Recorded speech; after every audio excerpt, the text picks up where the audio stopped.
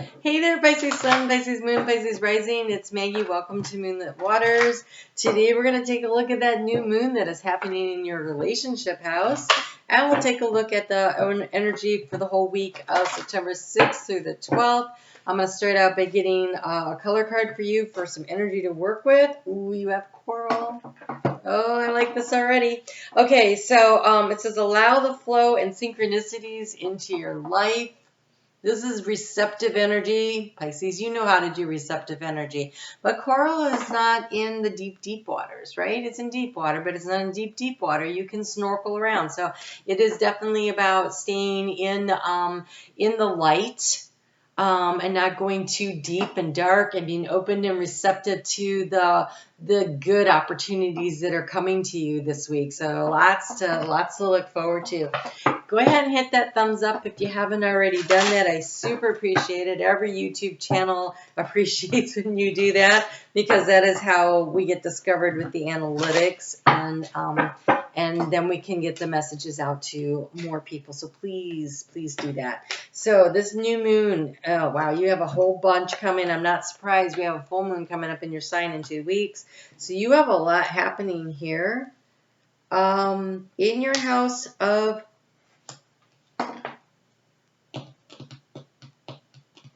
This is super interesting. Okay, so Virgo is about creating balance. And this balance, because it's in your 7th house partnership, is how do you balance what you need and what your partner needs? And how do you balance time for yourself and time for a relationship, right? It's about keeping that all in balance, because you have friendship and solitude. So this is time for you and time for others. This is how you create, this is about creating a balance of your time. Not, Pisces, and I have a Pisces moon, so I'm not casting stones here. You know how we are. We will give and give and give. And I'm sure if you follow me, you know I can call myself a recovering doormat. And so you are being asked to create time for yourself and not to give all your time away. That doesn't mean, though, that having time for others isn't important, because we know it is, right? We know it is. You also have moderation. Virgo is about our health, our physical body health, and you have moderation, and she's sitting there and looks like there's a lot to eat. So moderation. Don't give all your time to one thing. Keep some for yourself. Your physical body, doing things in moderation. You don't need to start a really hard exercise program, but maybe start walking. You don't have to change your diet completely, but maybe drink more water and cut back on the sugar just a little. What are you doing, right? So find a way to do that. And also there's a timing card here, and it's called Wait for Winter. During the colder months, you will be helped to manifest your most heartfelt wishes as long as your intentions are for the highest good of all. This new moon is in Virgo. And Virgo takes time. It is an 18-month cycle until we get a full moon in Virgo, which will happen in your birthday time a year and a half from now. And so there will be milestones along the way, but the seeds of intention that you plant now, they will take time. They will take nurturing. They will take you needing to be in balance. They will take opportunities coming to you and you being able to take advantage of them when they come, but everything will have to be in moderation. It is not fast energy, but it is magical energy. And speaking of magical energy, you have fairy magic. Respectfully work with the fairies and the elementals to achieve your goals. So I'm going to read this card the way it was written. During the colder months, the fairy queen of winter will help you manifest your most heartfelt wishes as long as your intentions are for the highest good of all. I didn't put that part in, and I was being pestered to use the fairy magic. So, getting out in nature. I'm going to see if they want to give me another card, because I don't know if that was, okay. You have safe and happy travels. So,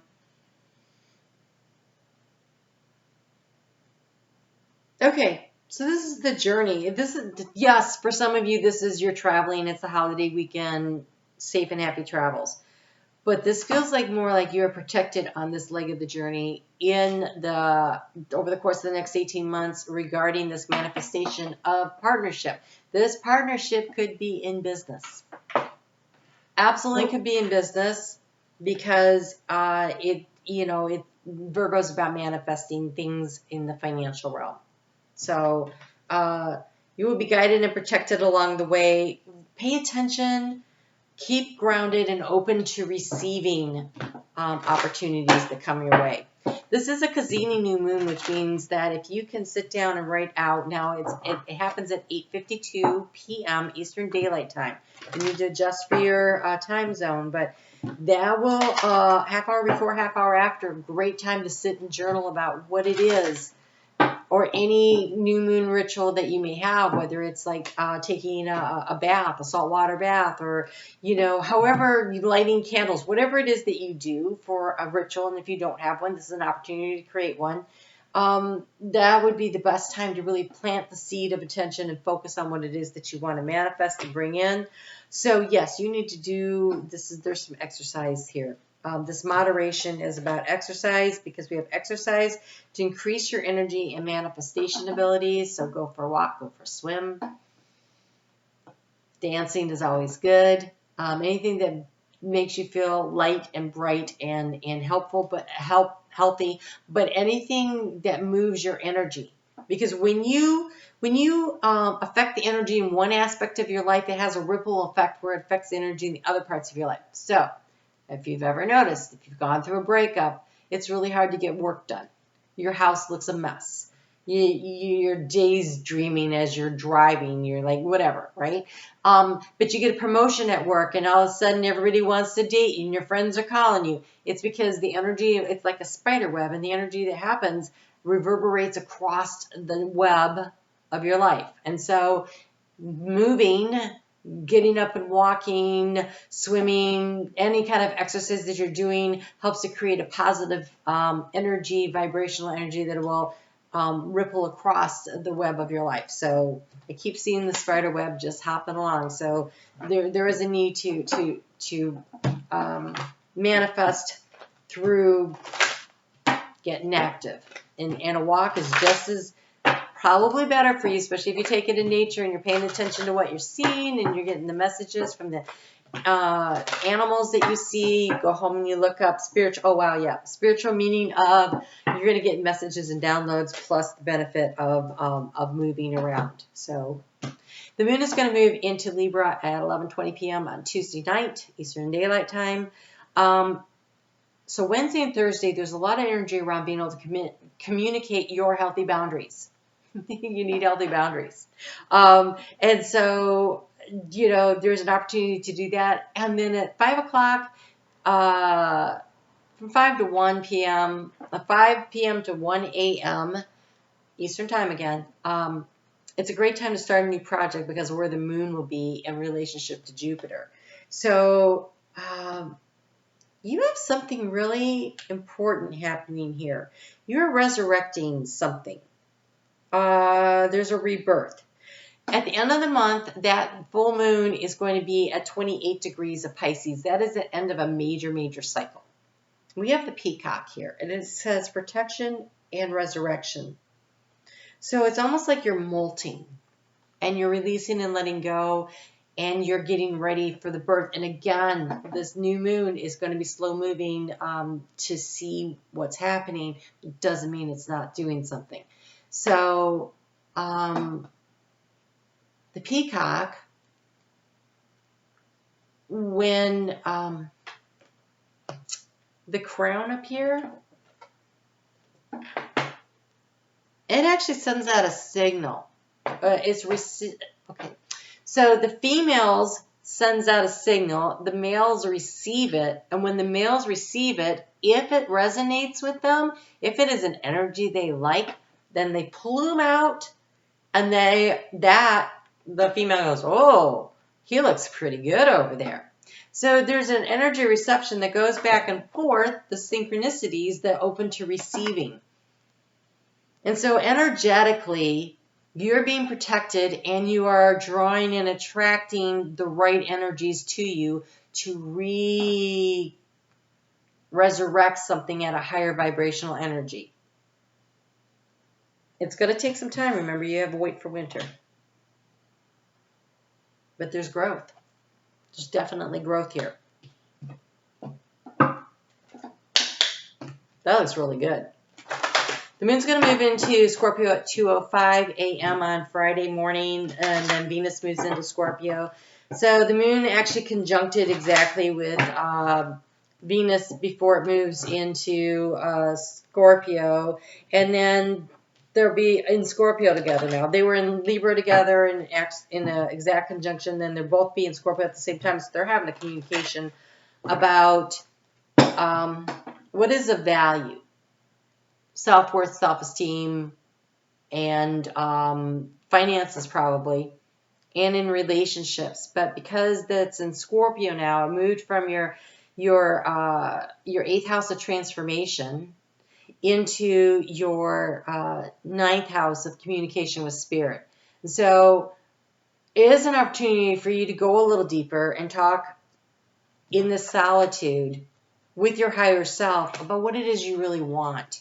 And what is it really of value to you? And what is it that you actually want to manifest here? And that open to receiving is receiving the downloads from spirit and the communication coming from them. And here you have the giraffe. And again, this is having your antenna up to receive.